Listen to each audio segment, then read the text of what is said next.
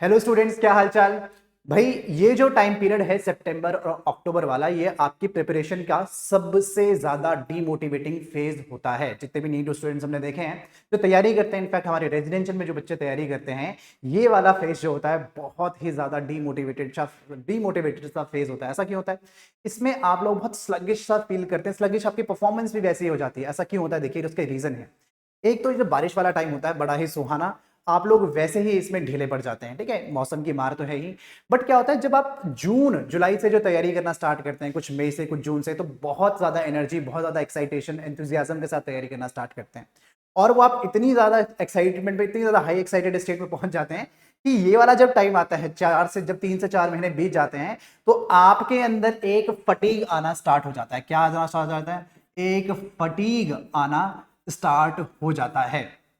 और इसके चक्कर में अब यही टाइम पीरियड होता है जहां पे आपका बैकलॉग क्रिएट करना स्टार्ट हो जाता है। आपका backlog, I am pretty sure इस टाइम पे जो बच्चे तैयारी करते हैं पिछले 3 या 4 महीने से, उनका 40 to 50% सिलेबस हो गया होगा, और उस सिलेबस के साथ साथ बैकलॉग भी क्रिएट हो गया होगा। जहां भी आप पढ़ रहे हैं, जैसे भी पढ़ रहे हैं, आपने टेस्ट देने भी स्टार्ट कर दिए होंगे, और टेस्ट में जो परफॉर्मेंस आपकी जो मई जून में आ रही थी, उससे परफॉर्मेंस डिप करना भी स्टार्ट कर गई होगी। मेजॉरिटी, सबकी बात नहीं कर रहा हूं, मेजॉरिटी ऑफ द स्टूडेंट्स की बात कर रहा हूं। और देखिए ये बिल्कुल एक कॉमन फैक्टर है कि यहां पे आपके जो मार्क्स हो रहे होंगे, आपके मार्क्स डिप हो रहे होंगे। बिल्कुल सही बात है ना? आप लोग एग्री करेंगे सर, आपको कैसे पता?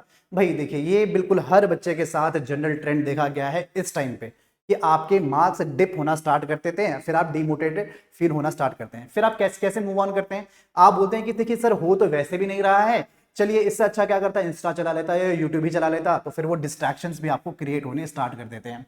तो यानी कि एक जो विशियस साइकिल है, ये आपकी कंटिन्यू होती रहती है। One bad thing leads to another, बस यही चलता रहता है। देखिए बेटा, इससे ही हमें बचना है।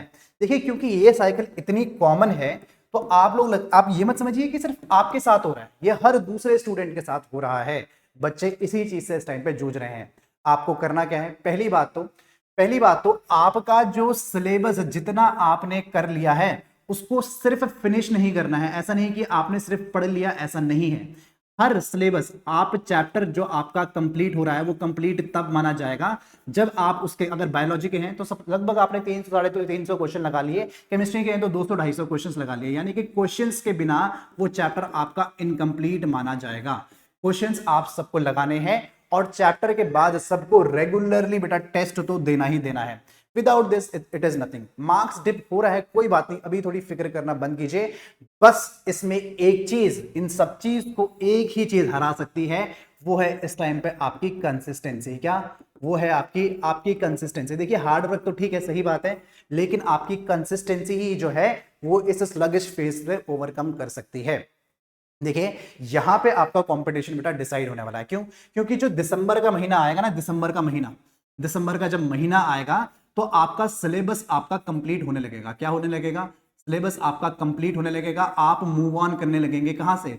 एफएसटीज की तरफ, यानी कि full test series, full syllabus test जो होता है, आप उनकी तरफ मूव ऑन करना करेंगे। तब आप जब रिवीजन मोड में आएंगे, आपको तैयारी करना बहुत मुश्किल हो जाएगा, अगर आप अभी से स्लगिश फील करना स्टार्ट कर रहे हैं तो। यानी कि आपने जो तैयारी मई जून में जो स्टार्ट करी थी, तो हाई एनर्जी के साथ करी थी, अभी भी आप उसको कंटिन्यू रखेंगे तो आपको ये वाली दिक्कत नहीं आएगी।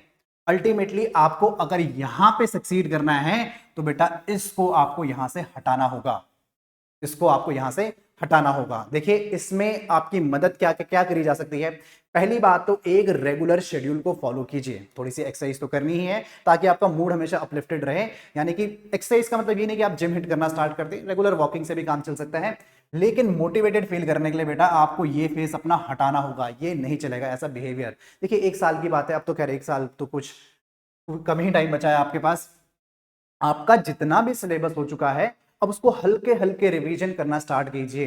ठीक है, अब जो पार्ट टेस्ट देना स्टार्ट कर दीजिए, कि आपका जैसे पूरा फिजिकल का टेस्ट दे दिया, पूरा ऑर्गेनिक का दे दिया, या फिर पूरा का पूरा जेनेटिक्स का जो भी यूनिट आपने उसका टेस्ट दे दिया, पूरा मॉडर्न फिजिक्स का टेस्ट दे दिया। अब बड़े बड़े टेस्ट देना स्टार्ट कर दीजिए। रिविजन मोड अब अपना स्टार्ट चालू रखिए। Engine should be running always. ठीक है, प्रिपरेशन के टाइम पे ऐसा फेज अगर आ रहा है, तो प्लीज उससे बाहर निकलिए। ये सोच के बाहर निकलिए कि सारे बच्चे इस टाइम पे ऐसा ही फील कर रहे हैं, और इस टाइम पे अपने पास मौका है उनसे आगे निकलने का। एक बार आप वहां से आगे निकल जाएंगे, दिसंबर देखिए आपके लिए बिल्कुल गोल्डन टाइम पीरियड होगा, क्योंकि एफएसटीज में यानी कि फुल सिलेबस टेस्ट में जब आपके नंबर आना स्टार्ट होंगे तब बोलेंगे हाँ सर मजा आ गया, आपने बिल्कुल सही कहा था।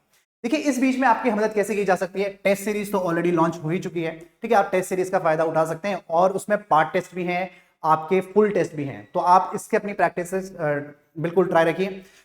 बात आई डिस्ट्रैक्शंस की, देखिए अगर आपको यूट्यूब खोलना ही है, अगर आपको यूट्यूब खोलना ही है तो क्यों ना पढ़ाई ही की जाए, अगर यूट्यूब खोलना ही है क्यों ना पढ़ाई ही की जाए।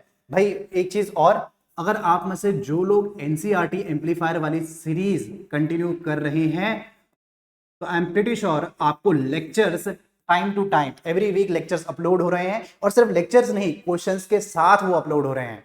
तो स्ट्रैटेजी बना दीजिए, दिसंबर तक हमें ये खत्म करना ही है। एनसीईआरटी एम्पलीफायर तो पहले ही दिवाली से पहले ही खत्म हो जाएगा, लेकिन दिसंबर तक अपना पूरा सिलेबस करना है with questions, without questions syllabus खत्म करने का कोई मतलब होता ही नहीं है, ठीक है। तो बेटा प्लीज मोटिवेटेड रहिए, this is the right time. ये बिल्कुल जो आपका जो स्लगिश फेज है ना, आपको इसे अपना क्या बनाना है, आपका एक्सेलरेटेड फेज होना चाहिए। अब आपको पैडल खींचने की जरूरत है, ठीक है, अपना एक्सेलरेट करिए इस वाले फेज को, कंपटीशन से आगे निकलिए, this is the best time, ठीक है। एक बार दिसंबर आएगा फिर सब सेम रेस में, एक बार जब फुल सिलेबस टेस्ट आने लगते हैं फिर आपका कंपटीशन वहां पे क्या होता है पीछे, तब यहीं से पीछे होना स्टार्ट हो जाता है, ठीक है। वहां पे तो सबका सिलेबस कंप्लीशन की ओर आ ही जाएगा, लोग आगे बढ़ना स्टार्ट करेंगे, लेकिन this is the best time. अगर आप लो फील कर रहे हैं तो थोड़ा सा भागिए कूदिए और पढ़ना स्टार्ट कीजिए। डिस्ट्रैक्शन अगर यूट्यूब चला ही रहे हैं तो कुछ अच्छी चीज देखिए, ठीक है, लेक्चर्स देखिए, अपने डाउट्स क्लियर कीजिए, ठीक है। चलिए आपके जो भी डाउट्स हैं, आपकी जो भी क्वेरीज हैं, अपनी तैयारी से रिलेटेड या फिर टेस्ट सीरीज से रिलेटेड या फिर इन जनरल आपके डाउट्स हैं तो आप मुझसे कमेंट सेक्शन में बात कर सकते हैं, मैं आपका रिप्लाई जरूर दूंगा।